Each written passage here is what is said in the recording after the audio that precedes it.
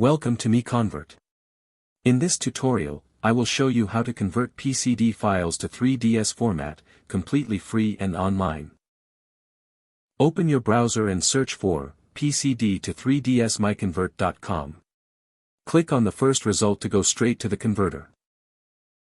You are now on the PCD to 3ds converter page. The interface is clean and easy to use. Let's upload a file. Click the Choose File button. A file picker will open. Select the PCD file you want to convert, then click Open. Your file is loaded and ready. You can see the file name, size, and destination format. Click Convert now to start the conversion. The conversion is in progress. You can see the progress bar moving. This usually takes just a few seconds. Done.